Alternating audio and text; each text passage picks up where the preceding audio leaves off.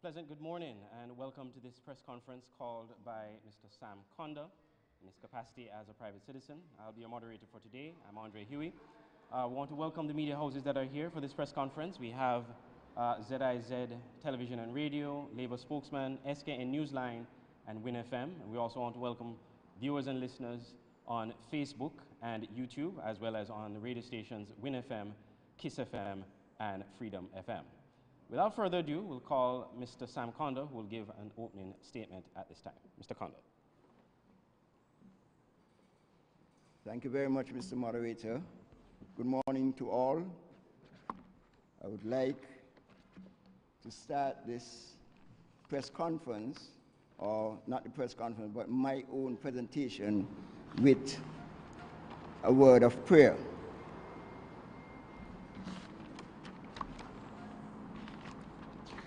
Dear Lord and Father of mankind, forgive our foolish ways, reclothe us in our rightful mind, in purer lives thy service find, in deeper reverence, praise. Father, we want to thank you for all that you have been to us, individually and as a nation. We know you as the one true and living God.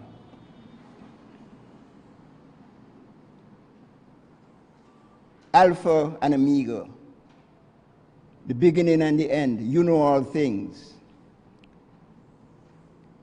Omnipresent, omniscient, omnipotent God. We ask you to empower your servants of your people and your work here on earth.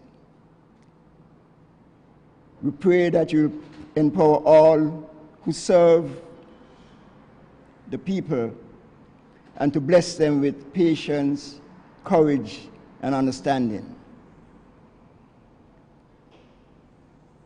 Only you, God, knows what is in every human heart. And so, you know our intentions. I come this morning, Lord, to ask, like Solomon, that you give your servant a discerning heart to serve your people and to enable me always to distinguish between right and wrong. All these mercies we ask in no other name but your Son, Jesus Christ.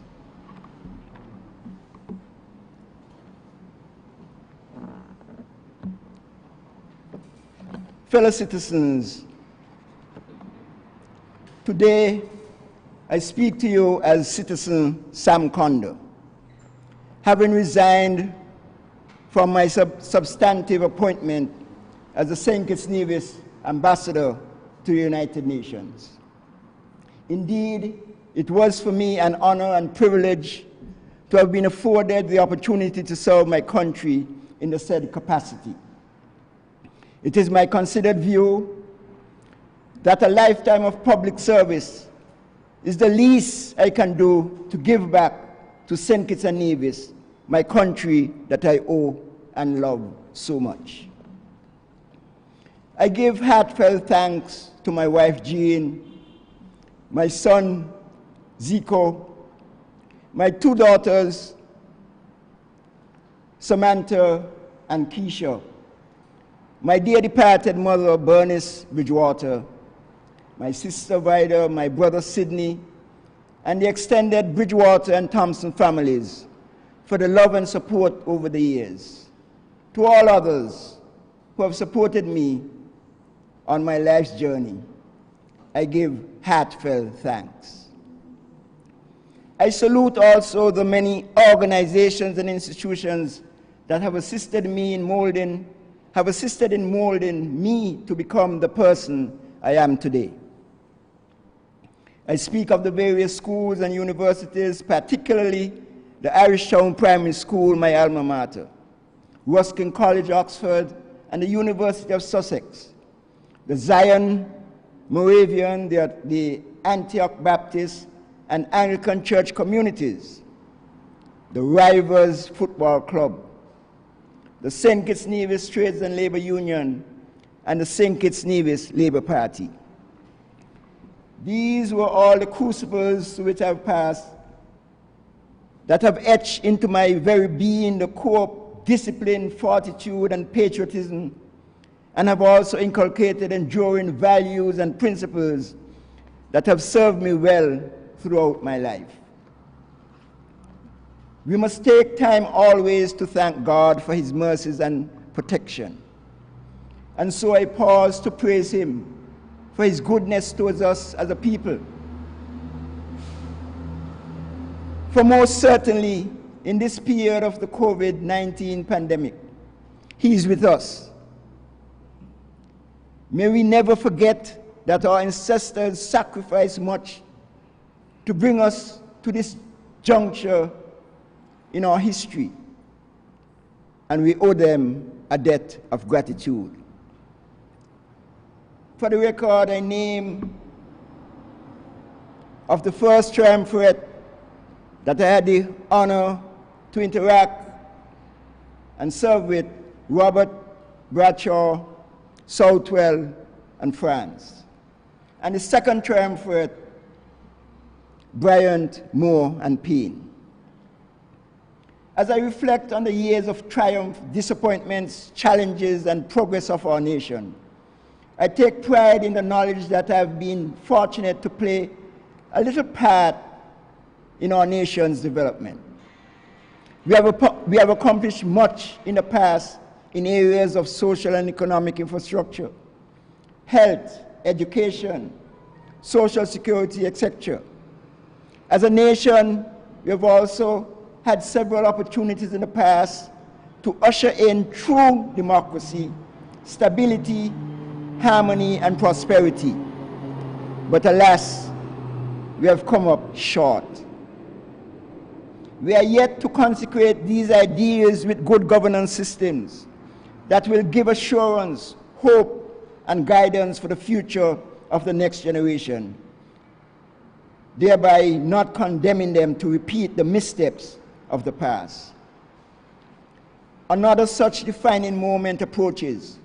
One must say looms ahead. Amid the unprecedented challenge of the COVID-19 pandemic, we find ourselves struggling with a myriad of problems, some of which should have long been behind us. These include electoral reform, electoral and constitutional reform, unifying our fractured nation, good governance, sustainability, and resilience, and our very survival in a hostile world. Fellow citizens, our ability to rise to the challenge is about to be tested once again. Shall we triumph, or will we flounder and perish like so many other once great nations? Today I challenge each and every citizen to examine his or her conscience and summon the innate strength and courage necessary to make the right and wise decision in the upcoming watershed elections. This is pivotal to our future as we are at the crossroads and must make wise choices on leadership, policy directions, and the kind of country we want to live in post-COVID-19 and beyond. It is my considered view that this period offers us a fresh start, a new beginning, to right the wrongs, to atone, to renew time-honored principles, and to keep faith with our ancestors who sacrificed and struggled, whose sacrifices and struggles we have somehow betrayed. I myself have been engaged in serious soul searching over the past several months, undergoing painstaking introspection and retrospection. The COVID-19 lockdown has afforded me the time to pause, to reflect, and to renew my sense of duty and purpose. This introspection confirmed for me that my task is yet unfinished. last election cycle, I advocated for a change that would revert our focus to the values and ideas that have been part of me since my childhood. I was passionate and resolute in my advocacy for a better St. Kitts-Nevis. My decision to break with the St. Kitts-Nevis Labour Party was not made lightly, as its stellar leaders over the years have been my mentors. But I believed then, and still do, that I must be true to my ideals and principles. I must be consistent. That was why I co-founded the People's Labour Party and pledged to work hard to instill in it the values and principles of a true People's Labour Party. Unfortunately, the PLP has deviated from its founding principles, and I can no longer influence its direction. This issue is so dear to my heart that I have determined that I must remain ever resolute and consistent. And so, I stand here today before the citizens of St. Kitts-Nevis and my Almighty God, disappointed, very disappointed that my dream of a better St. Kitts has not been realized by once idealistic colleagues who in 5 short years have forgotten why the unity construct and its agenda appeal to so many of our people. Regrettably, they have failed to implement the good governance agenda that was our mantra of 2015. These good governance measures were deemed urgent and necessary to strengthen our democracy and to end the vicious cycle of recrimination, hostility, and tribalism among our people. Unfortunately, we have not seen the focus necessary to address this level of divisiveness in our society. And if anything, our society is more divided now than it has ever been. I therefore intend to challenge any status quo that does not accord to the principles of fairness and justice. This I've done all my life, for I deem it essential, indispensable to our continued progress and development as a society and people. In the ensuing weeks, I will seek to address in more detail the episodes and observations that inform my decisions. More importantly, I will share my views for the way forward for our nation, our beloved St. Kitts-Nevis. I feel compelled to fight for the realization and aspirations as a people, of all our people. I see it as my duty to do what I can to assist in strengthening the institutions upon which our country was built. I have had much time to reflect on my affiliations, past and present, and I have concluded that it is more prudent to be part of a movement, the St. Kitts-Nevis Labour Party, that has shown contrition for its missteps and is prepared to censure itself. Honesty, humility, and selfless service have always been my watchwords, and I will never, never compromise them for anything or anyone. That is why I'm at peace with all my decisions, past and present. And more importantly, I'm at peace with my God. I ask that every citizen do a similar sober soul-searching, introspection, and retrospection. I urge all to approach the upcoming poll with an open mind and seriously scrutinize every candidate and every party. I implore you to make wise decisions for the future of the next generation and the country as a whole. I wish to thank one and all for your sharing in this event. I'm grateful also for the opportunity afforded me to be of service to my beloved country. And now, in my capacity as Citizen Condor, I pray God's covering and protection on all my fellow citizens. God bless our beloved St. Kitts-Nevis. God bless us all. I thank you.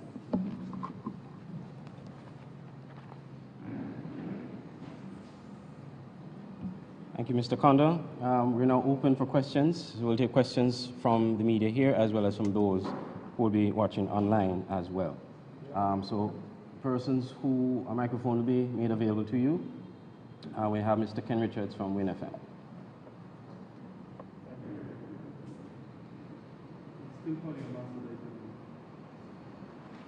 Ambassador Condor, what really made you give up your role as a I'm not hearing properly.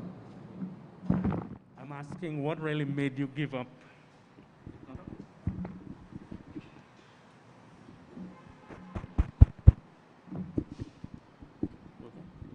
Yeah, I was asking what really made you give up your role as ambassador. You said you're very, very disappointed with the dispensation you were in. Can you elaborate a bit more, please? Well, basically, when I got my appointment as ambassador to the United Nations, I thought that this was an opportunity to serve my country at another level. And I can assure you that it is something that I enjoy. It gave me the opportunity to interact on the highest level of the international stage. And so I thought that I would be able to continue to serve my country and to continue to support policies and programs that will continue to further the development of our country. And so I expected to be in that role in first instance for 5 years. And, but along the way, as the term of office of the government continued, I came to the conclusion that the government was not fulfilling the mandate that was given to them.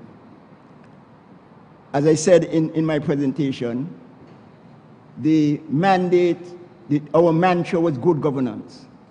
And the majority of people, I was always impressed with the support of the vast majority of the population that was in tune and supported our good governance agenda.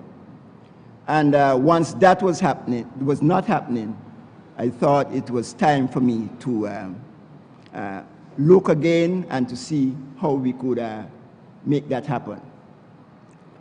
I could not do it, as you would know, Ken. I could not continue to serve as the United Nations ambassador and to make this statement at this time, because it is not in keeping with the government's policy, and I didn't want to offend the government. And so I thought that the honorable thing to do was to resign my position as ambassador to the United Nations, a government appointment, and to address the nations on my concerns about the direction the government, the country is taking, and the direction that I would like to see going. So that's basically and simply what. But certain Condor, the last election was scathing in terms of the Labour Party and its leader, Dr. Denzel Douglas. For you now to go back to the Labour Party suggests something drastic must have happened between you and Team Unity. Can you elaborate? Well, the only difference is that they have not fulfilled the mandate that we agreed upon, that we represent to the people. That's the only difference. The Team Unity government has not fulfilled the good governance agenda that I thought was essential to the development and progress of our country. And so I was in conflict with that program, with the way the government was operating. And so I decided that I will resign my position to say to the country that that is not what we proposed, that is not what we advocated. And so I cannot support what is happening now, and I am going to take a different route. Good morning. Precious Mills, Labour Spokesman newspaper. Mr. Condor, have you resigned from the PLP? First question. The second one, what would you say to the St. Kitts-Nevis Labour Party supporters who are still upset and angry that you left the Labour Party in the first place? And the third one, how involved would you be in the political campaign season? If I could answer them in reverse order. How involved I'll be? This is an indication of how involved I'll be. I have started this with a press conference to signal my intention, and I intend to be part of the series of radio programs discussing the issues that I think should be addressed in terms of the development of our country. So I'll be as involved as anybody else in terms of speaking to the nation, speaking to the country, speaking to the citizens about the way forward for our people. The second one was,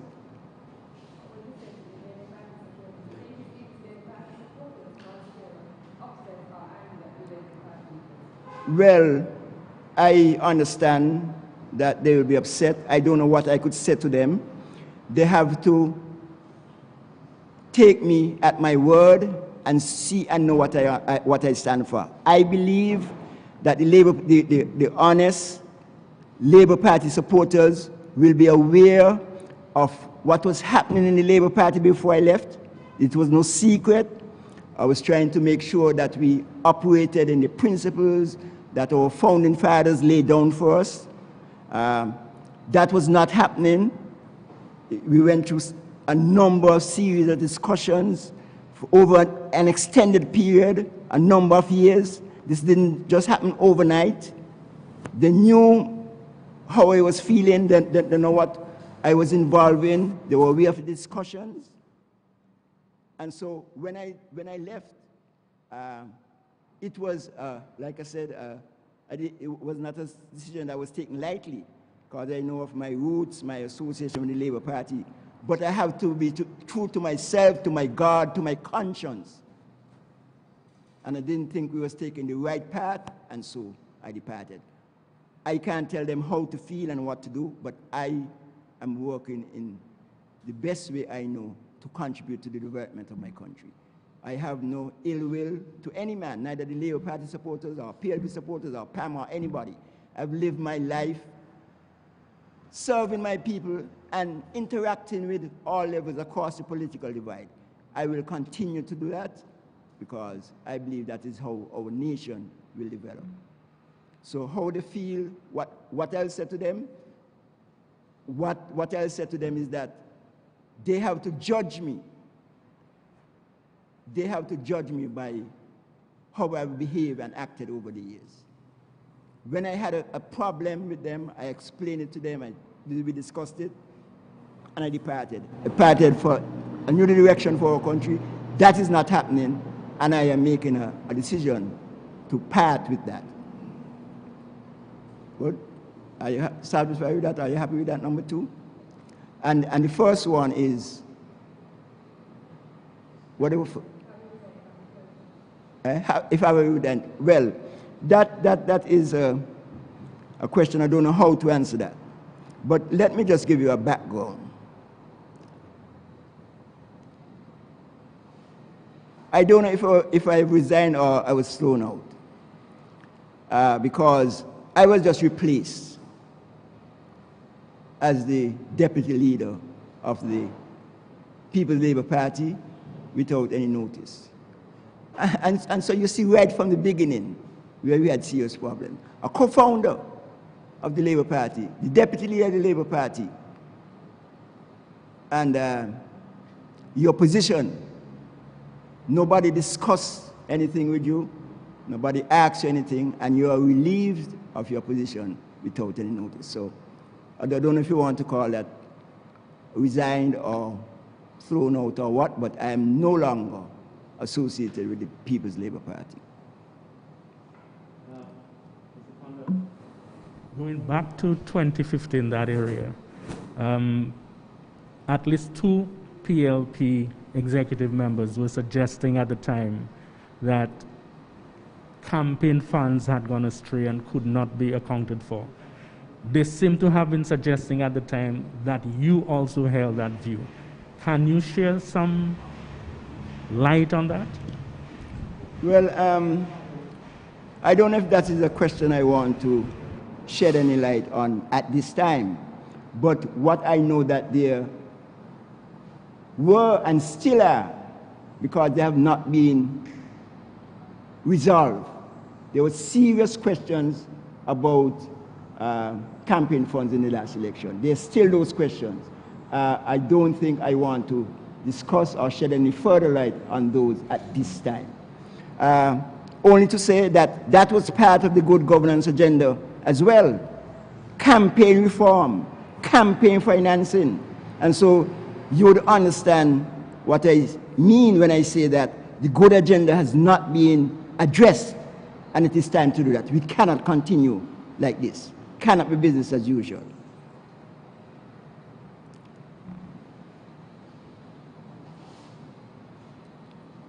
Thank you. To what extent have you made up with Dr. Denzil Douglas? Have you made peace? And you said you are going to be active in the campaign. What form will that take? Well, the first question, if I've made up with Dr. Douglas, I'm at peace with every man. No man, I'm at war with nobody. And that has been my political life. There's nobody in any political party who could tell you, once the campaign is over, once the contribution on the platform is over, everybody, I'm at peace with everybody. There's nobody who could deny that. In fact, there are people who testify in the opposition of my personal support to them in times of crisis or times of when they need assistance. I was accessible to every member of any party, any government minister, any official of any and every party. So I'm at peace with everyone. I am at war with no one. How would you describe your relationship with Prime Minister Timothy Harris and Team Unity? Because at some stage, you were, I wouldn't say vilified, but you were targeted on social media and to some extent on radio programs as well. Can you comment on that? Yeah. Say that again. You were attacked verbally. Yeah. On social media. Yep. Yep. And by whom? Well, I mean, people who had false names and who wouldn't say who their names were. Yeah. But the way it sounded, it was like the governing party was not happy about you and the way you were. Yeah. Well, it is difficult for me to respond to people who going on the false name. But I know, I saw them. I'm not a big fan of social media, but they were always referred to me. And I really pay things like that no mind. I was doing my work in the best way I know how, and disregarding anything that anybody said. Unless it was a government, the Prime Minister, or anybody who would ask me anything or demand of me anything, I would respond. But the false names and so on, I cannot respond to them. And I feel no way about those things, to tell you the truth. I've learned that in this situation, in these circumstances, people will behave like that and say things like that. And you get a little offended, but I'm not unduly worried about those things. I've been in elected politics since 1989. And if you have observed, that is how I I live. I don't get myself worked up about these things. Once I know there's no basis for those things, I don't worry. If there's something they're saying that I need to look at that concerns me, I will pay attention. But the, unfounded accusations and all that stuff, I pay no attention. And I hold nothing against anyone. I do not live like that. And in terms of your relationship with the Prime Minister, and as well, in terms of, you mentioned the good governance agenda, that was going on for a while in terms of criticism of the government. You were not happy with it, but yet you remained an ambassador. Why didn't you resign earlier? Well, again, the thing is that I wanted to give the government an opportunity to serve. I didn't want to interrupt them to get in the way for anything. Give the government an opportunity. I mean, the government, when we were asking, not me in particular, but when the country was asking for the looking at the boundaries and looking at those things, the government response was, we have time, we have 5 years. The next election is due 90 days after the 14th of May, not until August. Nobody can tell us about how to do our agenda. I could not get into that. I was serving as an ambassador doing the government work. I can't say, well, how you all should do the work and when you should do it. I gave them an opportunity to administer, to serve the country, and then at the end I decided that to resign earlier would have caused too much distraction and difficulties, and I didn't want that for the government. I wanted to give them an opportunity to serve and to leave before the term is out. That would not be fair to them, I don't think. But could you really do a good job as a diplomat if you had misgivings about the government? Was your heart in it? Of course, I am serving my country. I mean, up at the United Nations, we are talking about the geopolitics, looking at how my country could be advanced, could be developed, could be supported. That has nothing at all to do with how the government, unless, and if somebody asks about something that is happening in the country, as a good diplomat, you have to recuse yourself from any kind of discussion and conversation about that. You cannot speak ill about the government that you are serving. So that was easy. That was not a difficulty. Serving my people, serving my government, serving my country at the United Nations throughout the world. And allowing the government to do what they have to do here in terms of administering the country. And I was not going to get in the way of that. And that is really a question that I know people would ask, because, I mean, it would have been unfair, like I said, really unfair, to put the government under that kind of pressure. That would not be right. Would not have been right, in my estimation. Give the government a chance. Let them operate and do what they have to do. And at the end of it, at the end of the term, I was able to say that I am not happy, I am not satisfied. They can't say I got in the way, I did anything, I said anything, nothing at all. I was faithful and loyal to my cause, serving my people. And so I think that was the decent and honorable thing to do. There were people saying they resign. I think that would have put them under some undue pressure, which was not necessary and unfair to them.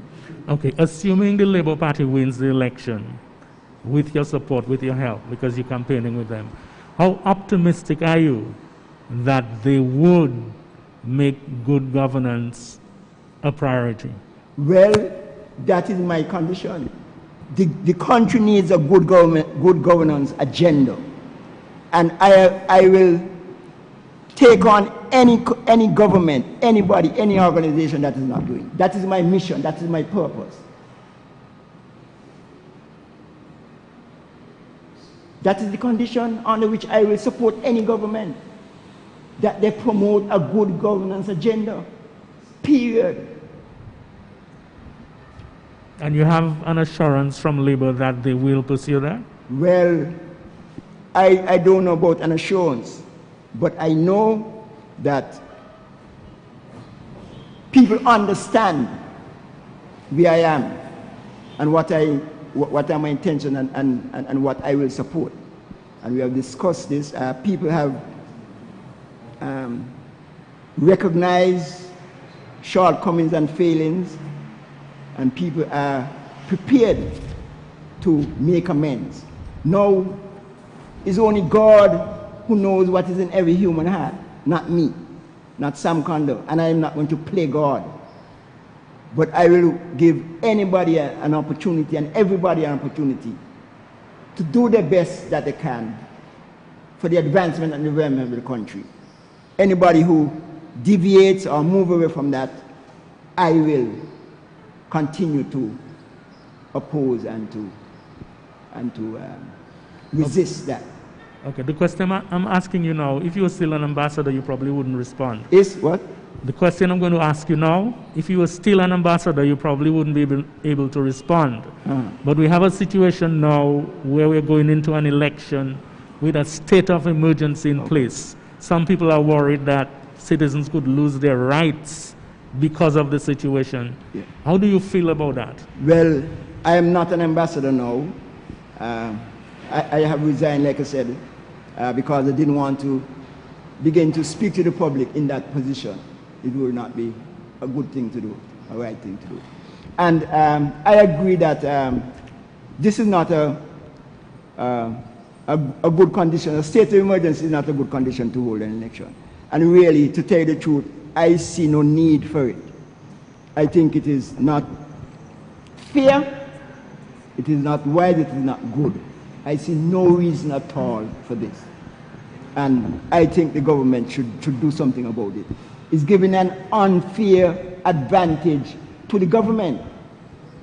And through democracy, free and fair elections are essential to underpinning a good democracy, underpinning the process. And this is really an unfair advantage to the government. It is not right. Mr. Condor, the opposition has expressed concerns that the elections upcoming will not be held on a level playing field. What are your thoughts? And if I could just follow up on the second question that I asked first, in terms of critics who say, okay, you're saying all of this now, but your part is to blame. What would your response be? And part to blame? Yeah, critics who might say that you're saying this now. Part to blame for what is happening? What is happening now. And I know you say you're going to be involved in the political season, the campaign season, so I'm wondering if I can ask you if you'll be throwing your support behind any specific candidate for the West Bastia area. If I'm going to? Throw your support behind any candidate for the... No, I live in East Bastia. Okay. Yeah, I live in East Bastia. So that's where you're registered to vote? That's where I'm registered. Yeah. Okay, so will you be supporting? Yeah, I will be supporting the candidate in East Bastia. Which is? Who is? Jeffrey Hanley. Okay. And my other questions, please? What's the other question? The blame? The blame, okay. Like I tell people, I don't mind taking the blame, because people have to find somebody to blame for a thing, right? I've been saying that what was happening in the Labour Party and the Labour government at that time was not good. I tried to change from within. That was not possible. And the time might come when I could say why some of the things were not possible. It was not possible. And so the only option I had was to leave. And so leave with a good intention that things were going to be better. But like I said, I keep saying, I don't know what is in people's heart. I'm not God. But I believe that the intentions, what people said was good. the team unity. People are saying that I was an essential part, an integral part, and I agree with that. I believe, like some people say, that it might not have happened were it not for me. I was integral. So I understand that. And so when they lay blame at me, I'm not running away from the blame. I was part of that. But I believe, and the country believe, and the country believe me. That is why I have to come and do what I'm doing now. Because the country believed what I was saying. And the country supported the view, like I said in my statement, that, you know, the country believed that this was a change for a new opportunity, a new dispensation. And alas, we came up short. That has not happened. But I'm not going to throw up my hands and go home like some people say and sleep because you did something that didn't work out. I have to make sure it work out. You cannot give up on your aspirations and your, you know,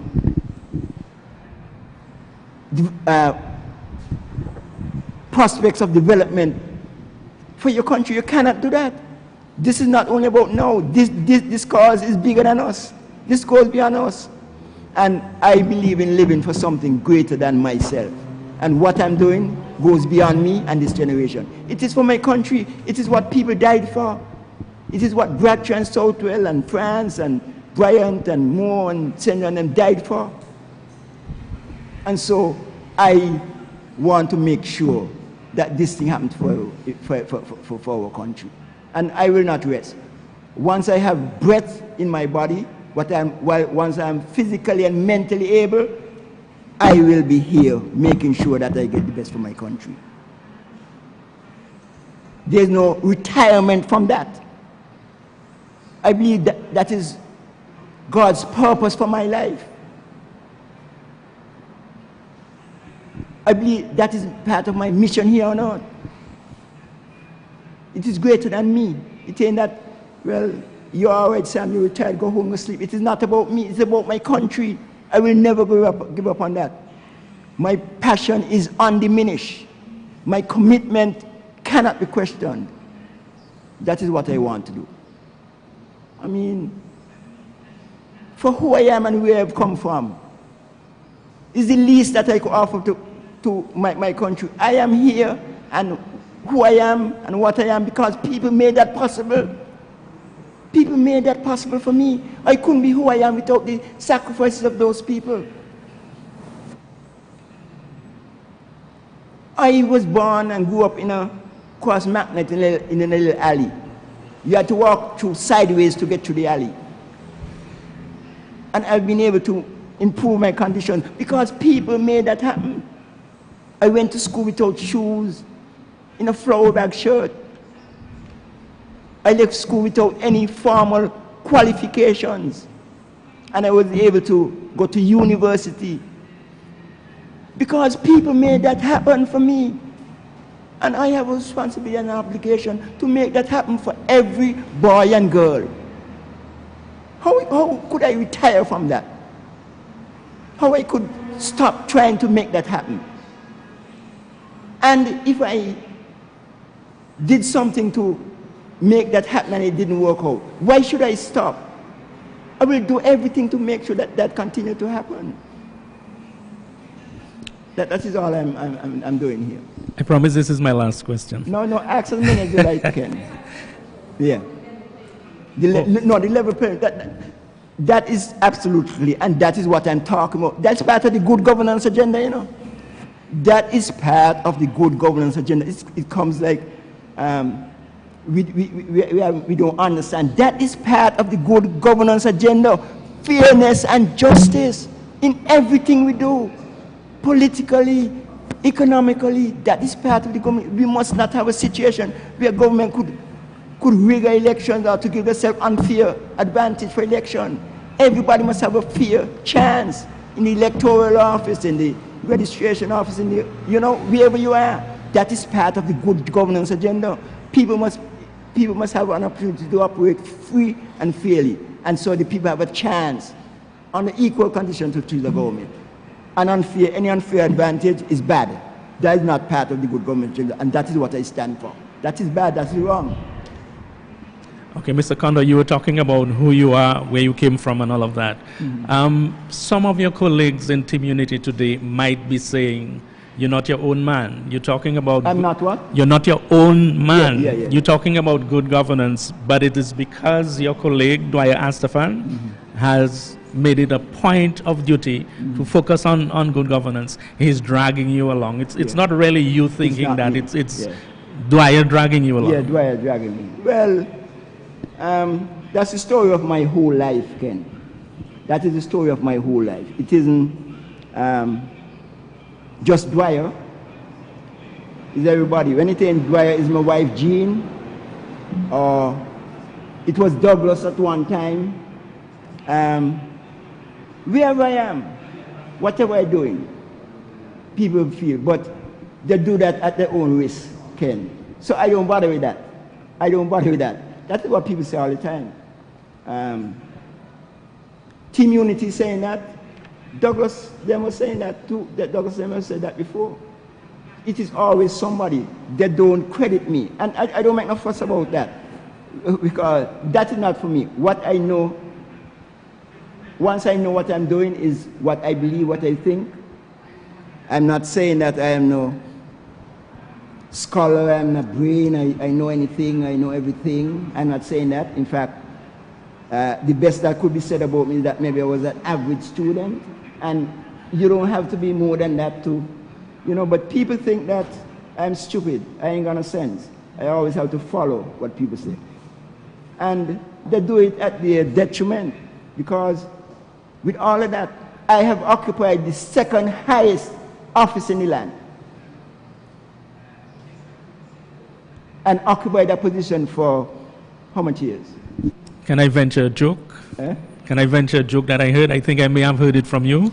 Some foreign diplomat suggesting you are the longest serving actor in St. Kitts-Nevis. You acted Deputy Prime Minister for so long. Absolutely. You're the biggest, longest actor in St. Kitts-Nevis. In fact, a diplomat, a Taiwanese diplomat, I won't call the country, a Taiwanese diplomat told me at one time, he said, Sam, if you were in Hollywood, you would have gotten an Oscar every year as the best supporting actor.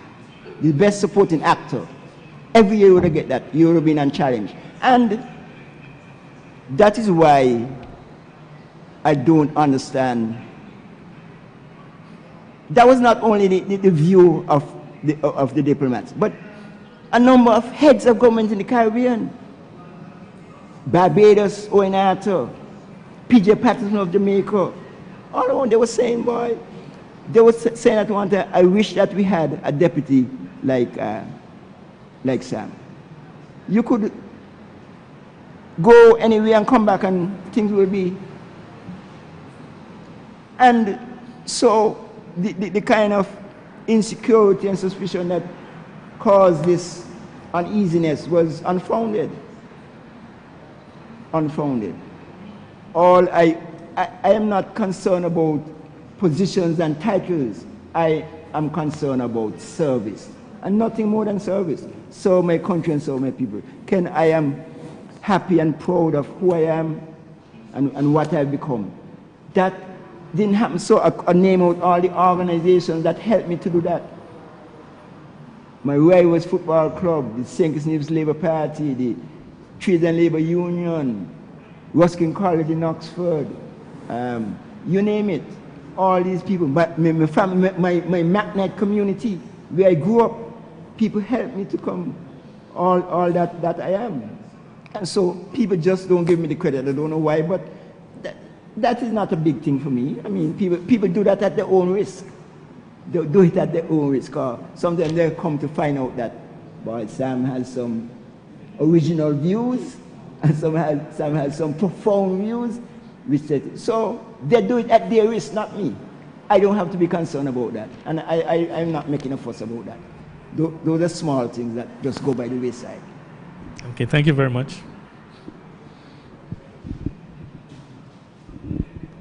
Thank you very much to the media. We do have some questions online, Mr. Condor, so we will just go through those questions quickly. One person is asking, do you think, or what's your opinion on, or do you think the borders should be open for voters to come in to vote in the elections? No, well, I really don't think so. We cannot, as we are, control the overseas people coming in. They have to be counted, they have to be tested. That is putting an unfair burden on the health systems, and I don't think that's necessary. I don't think we should expose the country to that. The COVID-19, I think we have it under control. We're doing an excellent job, and I don't think we could risk spoiling that for overseas voters. I don't think so. And a follow-up to that, in response to a question you answered earlier, question has been asked, do you think that, or if you could clarify when you say that elections shouldn't be held under these conditions, if you could clarify that. Well, we're talking about the state of emergency, where the government has an unfair advantage. They could move around, they could do things and so on, and the opposition is restricted, limited. That to me is unfair, and there is no need. In fact, as I understand it, the health regulations could control the situation that we have with the COVID pandemic, and so we didn't need a state of emergency. I don't think that's necessary. Another question here.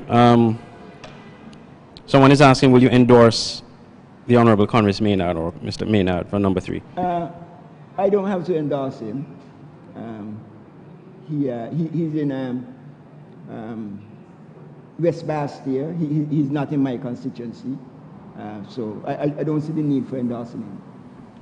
Someone here is saying that when you left the PLP, the party was hurt. So you're asking if PLP, the Labour Party. Well, the person is saying PLP. PLP. Yes, the party was hurt, and if you would apologize to the PLP.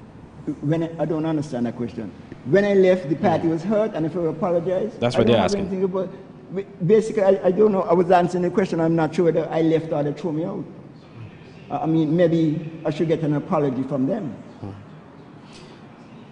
Someone is asking what position you will hold if the St. Kitts-Nevis Labour Party were to win the election, if you were going to hold a position. That is the furthest thing from my mind. All I want to see is about the country.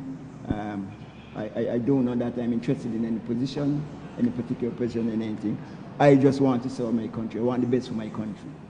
It is not about me and what I get. In fact, during the last campaign, I was saying, because people don't believe what I say. They write out the thing of granted. I was saying that there's a divinity that shapes my destiny. I always knew that it was going to be difficult to retain my seat in Parliament, right? To win this constituency. This is a Labour constituency, and it was going to be difficult. In fact, at the beginning, we were contemplating whether I should move to number 2, because I am a McKnight man. And I was moved there, and I believe I could have dislodged Marcelo Liber.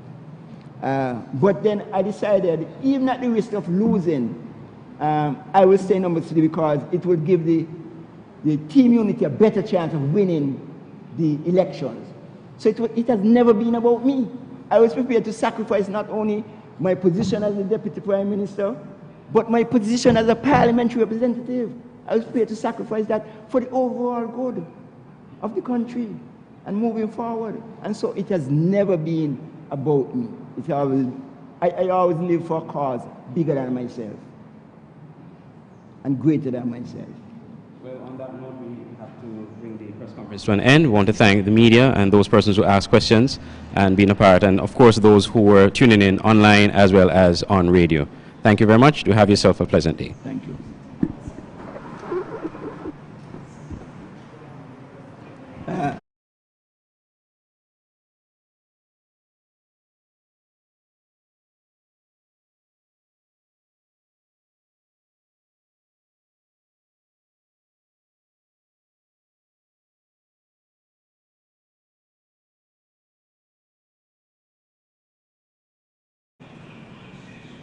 Yeah, let me take this opportunity to thank all who made this possible, all the people behind the scene who work, the technical people, the media, and especially I want to thank Mr. Othniel Heiliger for allowing us the opportunity to be here, and this was done free of cost. Mr. Heiliger said he would not charge me for using this place, and I want to thank him for his generosity and his support. And I want to thank all who turned up here today to make this possible. Citizen Condor making an appeal to our country. Our country must continue to heal and to go forward. And I want to be part of that and to partner with anybody who wants to take our country forward. Thank you all very much.